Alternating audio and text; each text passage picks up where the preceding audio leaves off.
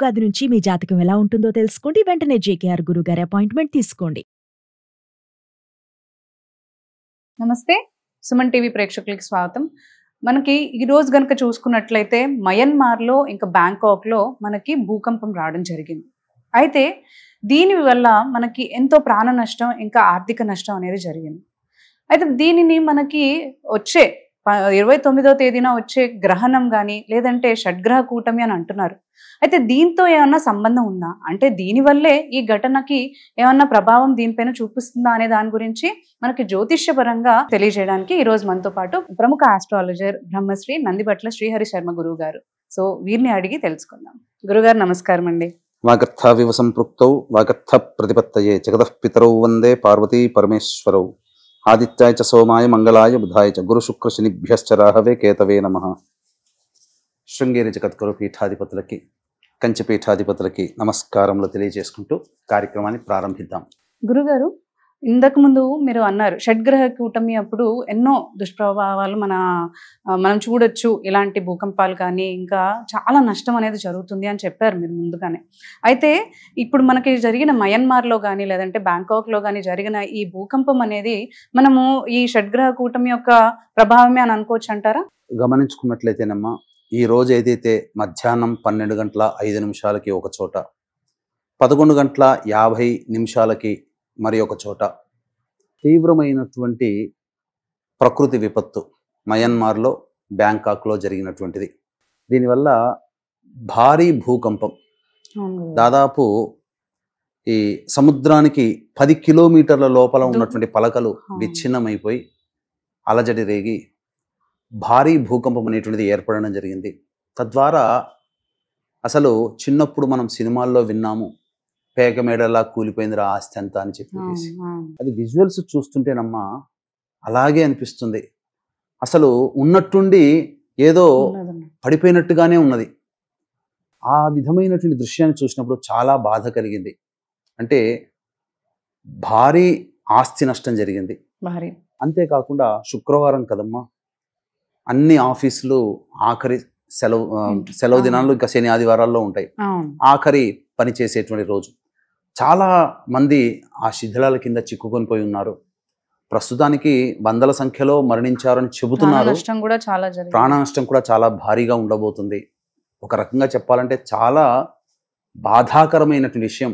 అంటే మన ప్రదేశంలో, మన భారతదేశంలో సంబంధించినటువంటిది ఎటువంటి అంత విపత్తు జరగకపోయినా మనకి ఆనుకొని పక్కనే ఉన్నటువంటి దగ్గరలో ఉన్నటువంటి బ్యాంకాక్, మయన్మార్ దేశంలో ఇటువంటి జరగడము చాలా విచారకరం. రిక్టర్ స్కేలు మీద దాదాపుగా 7.7 నమోదైందమ్మా. అసలు 7 రిక్టర్ స్కేల్ మీద 7 వచ్చింది అని అంటేనే భారీ భూకంపం అని శాస్త్రవేత్తలు చెబుతారు.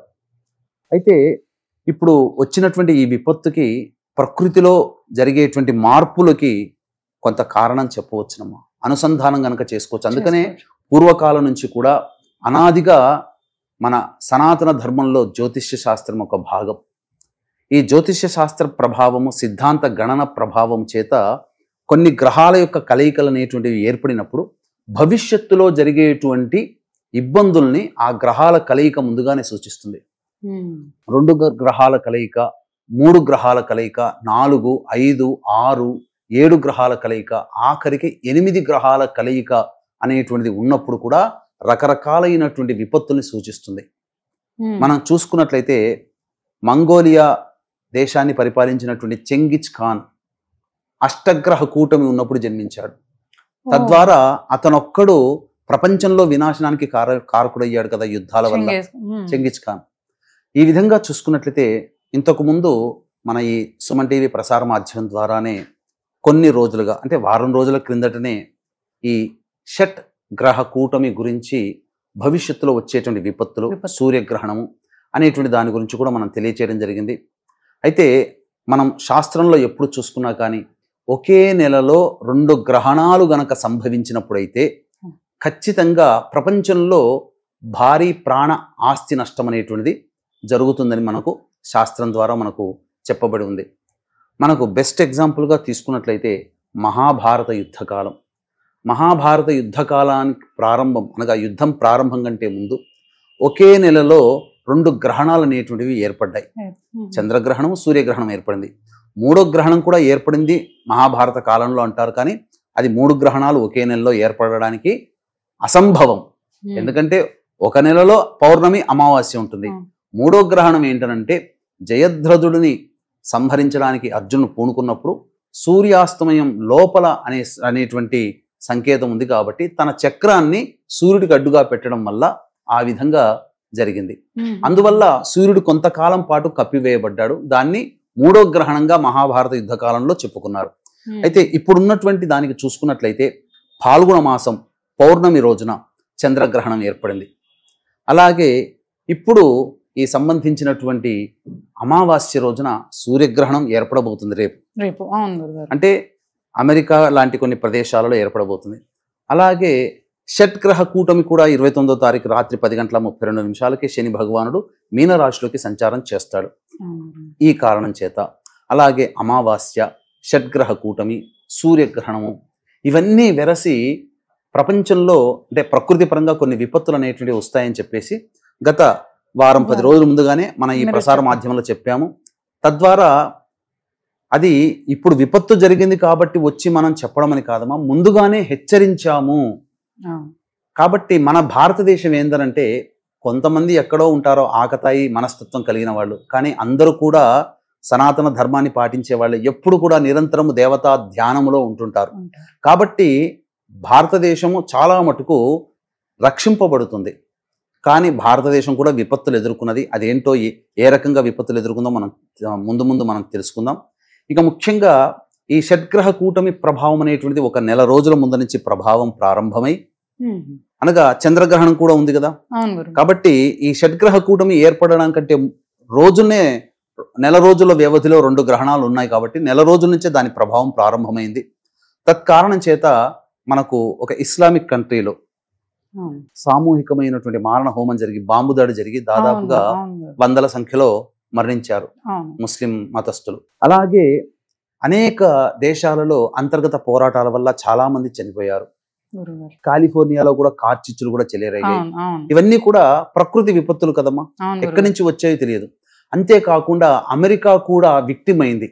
టోర్నడోల రూపంలో దాదాపు 100 మందికి పైగా మరణించడం జరిగింది. భారీ ఆస్తి నష్టం జరిగింది. కనీ విని ఎరుగనటువంటి భారీ ఆస్తి నష్టము, జన నష్టము ఈ సంబంధించినటువంటి 10 రోజుల వ్యవధిలో జరిగింది. అదంతా ఆ భారీ టోర్నడోలు అమెరికాలో, అలాగే కాలిఫోర్నియాలో అగ్నికీలలు, అలాగే ఒక ప్రార్థనా మందిరంలో చేసుకుంటుండగా ఈ బాంబు దాడి జరిగి 100 మంది, ఇవన్నీ ఘటనలు మర్చిపోకుండానే బండి తేరుకుందే రూపంలోనే మయన్మార్లో బ్యాంకాక్లో భారీ భూకంపం జరగడం ఇది సంబంధించినటువంటి విపత్తుగానే చెప్పవచ్చు. ఎందుకు జరిగింది అని అంటే మనం చూసుకుంటే ఈ జలప్రళయం అనేటువంటిది జరిగింది కదమ్మా. అంటే జలరాశి మీనరాశి, ఈ మీనరాశిలోకి 6 గ్రహాలు వచ్చి చేరుతున్నాయి. ఈ మీనరాశ్యాధిపతి అయినటువంటి గురువు రోహిణీ నక్షత్రంలో వృషభ రాశిలో స్థిర రాశిలో ఉన్నాడు. కానీ అలాగే కుజుడు స్తంభించి ఉన్నాడు. కుజుడు అంటే భూమికారకుడు. అట్టి కుజుడు స్తంభించి ఉన్నాడు మిథున రాశిలో. ఆ కుజుడు పునర్వసు నక్షత్రంలో ఉన్నాడు. పునర్వసు నక్షత్రాధిపతి గురువుకు సంబంధించినటువంటి ఒక రాశిలో ఈ గ్రహణం, మీనరాశిలో గ్రహణం ఏర్పడుతున్నటువంటి కారణం చేత ప్రధానంగా మన భారతదేశ కాలమానానికి కనుక సరిచూసుకుంటే ఇప్పుడు ఈ రోజున మిథున లగ్నంలోనే ఈ భూకంపం ఏర్పడింది. కుజుడు స్తంభించి ఉన్నాడు, చాలా ప్రమాదకారి. కుజుడు స్తంభించి ఉన్నప్పుడు కొన్ని విపత్కర పరిస్థితులు అనేటువంటివి జరుగుతాయి. కాబట్టి కుజుడు స్తంభించి ఉన్నటువంటి మిథున రాశి అనగా మిథున లగ్నంలోనే ఈ యొక్క ప్రభావం ఏర్పడింది. కాబట్టి జలతత్వము, భూతత్వము, మిథున రాశి ద్విస్వభావం అంటే వాయుతత్వం. కాబట్టి ఇక్కడ జలతత్వము, భూతత్వము, వాయుతత్వము ఇవన్నీ కలిసి ఈ రకంగా మనకు ఏర్పడింది. తద్వారా కుజుడు భూమికారకుడు, భూతత్వం. భూకంపం అంటే మనకు అక్కడ భూమి మీదనే జరిగింది. కానీ దీనికి మూలం ఎక్కడో సముద్రంలో ఉంది. అందుకనే సునామీ హెచ్చరికలు కూడా జారీ చేశారు. జలతత్వం అంటే రాబో రోజుల్లో ఇంకా భవిష్యత్తు ఒక 2-3 నెలల్లో ఇంకా ఇటువంటి విపత్కర పరిస్థితుల్ని మనం ఎదుర్కోక తప్పదు. ప్రపంచవ్యాప్తంగా కొన్ని ఎదుర్కోక తప్పదమ్మా. గురుగారు, అంటే ఇది ప్రపంచవ్యాప్తంగా ఇవన్నీ చూస్తూ ఉన్నాము. మన భారతదేశంలో కూడా దీని ప్రభావం ఏమన్నా ఉంటుందంటారా? మనకు ఈ షడ్గ్రహ కూటమి ఏర్పడుతున్నటువంటి రాశి ఏంటమ్మా? మీన రాశి. అవును గురుగారు. మన భారతదేశానికి సంబంధించినటువంటి చూసుకుంటే మీన రాశి ఈశాన్య రాష్ట్రాలని సూచిస్తుంది. ఈశాన్య రాష్ట్రాలు అనగా ఈ మణిపూర్, మేఘాలయ, ఉత్తరాఖండ్, అలాగే అస్సాం, త్రిపుర, పశ్చిమ బెంగాల్, ఈ రాష్ట్రాలలో విపత్తులు అనేటువంటివి ఉంటాయి. మనం గనక చూసుకుంటే ఇప్పుడు ఉత్తరాఖండ్ చమేలి జిల్లాల్లో భూకంపం 3.2గా ఏర్పడింది. అలాగే మయన్మార్కి చాలా దగ్గరగా ఉన్నటువంటి రాష్ట్రము ఈ సంబంధించినటువంటి మణిపూర్లో కూడా భూకంప తీవ్రత 5 దాటిందమ్మా. కాబట్టి మరి ఇదే విషయం కూడా 10 రోజుల క్రిందటనే వీడియోలో మన సుమన్ టీవీలోనే మనం చేయడం జరిగింది. ఈశాన్య రాష్ట్రాలైనటువంటి ఈ మణిపూర్, మేఘాలయ, త్రిపుర, అస్సాం, పశ్చిమ బెంగాల్, ఉత్తరాఖండ్ రాష్ట్రాలలో ఖచ్చితంగా దీని ప్రభావం పడుతుంది అని చెప్పేసేసని ఆ విధంగానే జరిగింది. ఆ మణిపూర్కి అతి చేరువలో ఉన్నటువంటి దేశంలో జరిగింది. మణిపూర్కి అతి చేరువలో మయన్మార్ ఉంది. కాబట్టి మన దేశాన్ని గనక చూసుకుంటే మణిపూర్ని కేంద్రంగా మనం చెప్పాం. కానీ అతి కొద్ది దగ్గరలోనే ఈ మయన్మార్ దేశం ఉంది. అంటే మన జ్యోతిష్య శాస్త్రం అనేటువంటిది ఈ చెప్పబడినటువంటి అమ్మవారు ఇచ్చినటువంటి ఒక వాక్ అనుగ్రహమే తప్ప నా సొంత ఏ శక్తి అంటూ ఏమీ లేదు. కానీ ఇక్కడ నేను చెప్పొచ్చేది ఏంటంటే జ్యోతిష్య శాస్త్రాన్ని బేస్ చేసుకుని చెప్పినటువంటి మాట అక్కడ జరుగుతుంది అన్నప్పుడు మనం ఖచ్చితంగా జ్యోతిష శాస్త్రాన్ని శాస్త్రంగానే చూసి నమ్మాల్సిందే.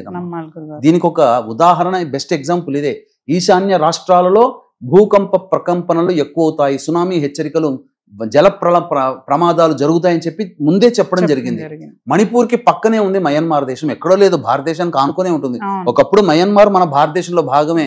దీనికి మనకి ఏమైనా పరిహారాలు ఉంటాయి అంటే జ్యోతిష పరంగా మనం ఏమైనా పరిహారాలు చేసుకోవచ్చు అంటారా దీని ఎఫెక్ట్ తగ్గించుకోవడానికి? ప్రధానంగానమ్మా ఏ సమస్యకైనా కానీ 2 రకాల పరిష్కారాలు ఉంటాయి. ఒకటి మానవ పరిష్కారం, 2 దైవ పరిష్కారం. మానవ పరిష్కారం అంటే మనుష్యులుగా మీరు నేను అందరం కూడా మనకి మనం సొంతంగా చేసుకునేటువంటి పరిష్కారాలు. దైవ పరిష్కారాలు అంటే మంత్రం యొక్క సహాయం తీసుకునేది. దైవం మంత్రాధీనం, తన్మంత్రం బ్రాహ్మణాధీనం. కాబట్టి బ్రాహ్మణుల ద్వారా చేసుకోగలిగేటువంటి పరిహారాలు కొన్ని చేసుకోవచ్చు. ముందుగా మానవ పరిష్కారాల్లో భాగంగా చూసుకున్నట్లయితే కాలాన్ని శాసించేటువంటి వాడు ప్రస్తుతానికి కలియుగంలో కలవు చండీ వినాయకో కాలభైరవ. కాబట్టి కాలాన్ని శాసించేవాడు కాలభైరవుడు. కాబట్టి కాలభైరవుని యొక్క ఆరాధన అందరూ చేయవలసిందే. ప్రతిరోజు కూడా 3 సమయాలలో ఉదయం, మధ్యాహ్నం, సాయంత్రం, రాత్రి కూడా 4వ కూడా మనం పెట్టుకోవచ్చు. 4 సమయాలలో కాలభైరవాష్టక పారాయణం ప్రతి వాళ్ళు కూడా 3 సార్లు పాటించాల్సిందే. అలాగే ఈ భూమికి సంబంధించినటువంటిది కాపాడేటువంటి వాడు భూవరాహస్వామి. కాబట్టి ఈ భూమి ప్రశాంతంగా ఉండాలి అని అంటే ఆ వరాహస్వామి యొక్క అనుగ్రహం కూడా ఉండాలి. అలాగే ఆదిశేషుడి మీద ఈ భూమి నిలబడి ఉంది అని చెప్పేసి మనకు పురాణాలు కూడా చెప్పబడి ఉన్నాయి. కాబట్టి సర్పదేవత ఆరాధన. కాబట్టి సుబ్రహ్మణ్య భుజంగ స్తోత్ర పారాయణము, వరాహస్వామి అష్టోత్తరం ఒక్కసారి చదువుకున్నా చాలు. ఎవరైతే చేస్తారో మన కోసం కాదమ్మా, మనము మన సాటి మనుషుల కోసం. ఇక్కడ వాళ్ళు ఎవరో అక్కడ చనిపోయిన వాళ్ళందరూ కూడా మన వాళ్ళే అని చెప్పుకోవాలి. ఎందుకంటే ఈ సనాతన వసుధైక కుటుంబం మనది. మతాలు ప్రాంతాలు వేరు తప్ప అందరము ఒకటే. ఇప్పుడు మనకు రాలేదు కదా ఇబ్బంది అని చెప్పి మనం సంతోషంగా ఉండాల్సినది కాదమ్మా. పక్క ప్రాంతంలో జరిగింది, ఎంతమంది ఆస్తి నష్టం, జన నష్టం జరిగింది. కాబట్టి ఆ భయానక దృశ్యాలు గనక మనం చూస్తే చాలా బాధాకరమైనటువంటిది. ఎవరికి కూడా, పగవాడికి కూడా అటువంటిది రాకూడదమ్మా. కాబట్టి వీక్షిస్తున్నటువంటి ప్రేక్షకులు అందరూ కూడా కాలభైరవాష్టక పారాయణము, సుబ్రహ్మణ్య భుజంగ స్తోత్రము, వరాహస్వామి అష్టోత్తరము ఇవన్నీ కూడా ప్రతినిత్యం చేస్తూ ఉండడం. కాలభైరవాష్టక మాత్రం 4 సమయాలలో ప్రతిసారి 3 సార్లు చేస్తే కనీసము ఆ యొక్క ప్రభావం వల్ల ఈ భూమి శాంతిస్తుంది. భవిష్యత్తులో రాదు, ఇబ్బందులు అనేటువంటివి రావు. అంతేకాకుండా భవిష్యత్తు చాలా అంధకారంగా ఉండబోతుంది. ఇప్పుడు మనం అనుకున్నంత ఈజీగా ఉండదు. 2027 లేదా 2028వ సంవత్సరం నుంచి మొదలుకొని ఒక పుష్కర కాలం పాటు అంటే 2040వ సంవత్సరం వరకు ఈ భూమి 3 వంతులు కోల్పోతుంది. జన నష్టం జరుగుతుంది. ఇది భయపెట్టడానికి కాదమ్మా. వాస్తవం నాతో ఎంతో మంది అనేక సిద్ధ పురుషులతో సాంగత్యం ఉండి ఆ సిద్ధ పురుషులతో మాట్లాడినటువంటి విధానంగా వాళ్ళేమీ జ్యోతిష్యులు కాదు, కానీ భవిష్యత్ లో జరిగేటువంటి యొక్క ఇబ్బందుల్ని ముందుగానే తెలియచేయడం జరిగింది. ఒక రకంగా చెప్పాలి అంటే పెట్టరేగిపోతున్నటువంటి ఒక మతం పూర్తిగా తుడిచిపెట్టుకుపోతుంది. ఈ 2040 లోపల శిష్టరక్షణ దుష్ట శిక్షణ జరుగుతుంది. ప్రకృతి పాపాలని మోయలేదమ్మా. పాపం చేసే వాళ్ళందరూ కూడా తట్టాబుట్ట సర్దుకొని మళ్ళీ ఇంకొక జన్మ కోసం ఎదురు చూడాల్సిందే. 2040 కల్లా చాలా మటుకు 1/3 వంతు మంది మాత్రమే మిగిలే అవకాశం ఉంటుంది. అన్ని ప్రకృతి విపత్తులు జరగబోతున్నాయి. కాబట్టి ఇకనైనా కానీ జనాలందరూ కూడా మారండి. ఎందుకనంటే పాప పంకిలమైనటువంటి జీవితాన్ని పెంచుకుంటూ పోయి ఈ పాప పంకిలమైనటువంటి మనస్సుతో ఉండకండి. దేవతా ఆరాధన చేయండి. నిత్యం మీ యొక్క గ్రామ దేవత కులదేవతని ఆరాధన చేయండి. అలాగే అవకాశం కుదిరినప్పుడల్లా దేవతా పూజల్లో పాల్గొనే ప్రయత్నం చేసుకోండి. మీకు అంతా కూడా శుభం జరుగుతుంది. గురుగారు, ఇప్పుడు మనకి ఇంత నష్టం, ఇంత ప్రాణ నష్టంగా ఆస్తిక నష్టం ఇవన్నీ జరిగాయి కదా మనకి, అంటే చాలా పెద్ద రేంజ్ లో జరిగాయి చెప్పుకోవాలంటే. అయితే ఇలాంటివి ఇంతకు ముందు కూడా మనకి ఏమైనా పరిస్థితులు ఎదురయ్యాయి అంటారా? జరిగాయమ్మా. ఎందుకంటే 2022 సంవత్సరంలో కూడా కొన్ని సంఘటనలు జరిగినప్పుడు దాన్ని బేస్ చేసుకొని, ఎందుకనంటే ఏదో ఇక్కడికి వచ్చి కూర్చున్నాము అని అంటే ఏదో నోటి మాటగా చెప్పడం కాదమ్మా, ఒక రీసెర్చ్ చేసుకొని చెప్పడం జరిగింది. 1940 సంవత్సరం నుంచి 2022 సంవత్సరం వరకు కొన్ని సందర్భాలలో ఒకే నెలలో 2 గ్రహణాలు అనేటువంటివి ఏర్పడినప్పుడు ఆ 2 గ్రహణాల ప్రభావం తదనంతరం ఏ ఏ సంఘటనలు జరిగాయని చెప్పి పూర్తిగా రీసెర్చ్ చేసుకొని వీక్షించేటువంటి ప్రేక్షకులు ఒకే నెలలో 2 అని అంటే జనవరి, ఫిబ్రవరి, మార్చి ఇలాంటి గ్రెగోరియన్ కాదండి. మన సనాతన ధర్మంలో జ్యోతిష్య శాస్త్రంలో చెప్పుకునే చైత్ర, వైశాఖ, జ్యేష్ఠ, ఆషాఢ ఇలాంటి నెలలలో. కాబట్టి ఆ తేడాను గమనించండి. ఇప్పుడు నేను మీకు ఒక లిస్టు చదువుతాను. మచ్చుకి కొంత లిస్టేనమ్మా. ఒకే నెలలో 2 గ్రహణాలు. ఇప్పుడు మనకు పాల్గొన మాసం ఇప్పుడు కదా, ఇప్పుడు ఈ పాల్గొన మాసంలో చంద్రగ్రహణం ఏర్పడింది, సూర్యగ్రహణం కూడా ఏర్పడింది. ఇప్పుడు మనం పాల్గొన మాసాన్ని చూసుకొని 2 గ్రహణాలు వచ్చినటువంటి కారణం చేత కొన్ని ప్రపంచ దేశాల్లో ఏర్పడినటువంటి ఇబ్బందులు అనేటువంటివి మనం తెలియచేసుకున్నాం. కాబట్టి ఇప్పుడు అదే విధంగా ఒకే నెలలో 2 గ్రహణాలు ఏర్పడినప్పుడు ప్రపంచవ్యాప్తంగా ఎటువంటి ప్రాణ ఆస్తి నష్టాలు జరిగాయో మచ్చుకి కొన్ని సంఘటనలు మనకు ప్రసార మాధ్యమంగా తెలియజేస్తాను. 23 ఏప్రిల్ 1948 రోజున చంద్రగ్రహణం, అలాగే 9 మే 1948 రోజున సూర్యగ్రహణం. దీని ప్రభావం వల్ల ఇప్పుడు మనము ఇస్రాయిల్ సంబంధించిన దేశం కదా, యూదులు వీళ్ళందరూ కూడా మతస్థులు. ఫస్ట్ వార్ 14 మే 1948న అరబ్ ఇజ్రాయెల్ దేశాల మధ్య, అరబ్ దేశాలు ఇజ్రాయెల్ మధ్య మొట్టమొదటి వార్ అప్పటి నుంచి ప్రారంభమైంది. ఏప్రిల్లో, మేలో ఏర్పడినటువంటి 2 గ్రహణాలు. 5 సెప్టెంబర్ 1941 చంద్రగ్రహణం, 21 సెప్టెంబర్ 1941 సూర్యగ్రహణం. దీనివల్ల సెకండ్ వరల్డ్ వార్ స్టార్ట్ అయింది. ఒకే నెలలో ఏర్పడినటువంటి గ్రహణాల వల్ల సెకండ్ వరల్డ్ వార్ స్టార్ట్ అయింది. అలాగే 29 ఏప్రిల్ 1976 చంద్రగ్రహణం, 13 మే 1976 సూర్యగ్రహణం.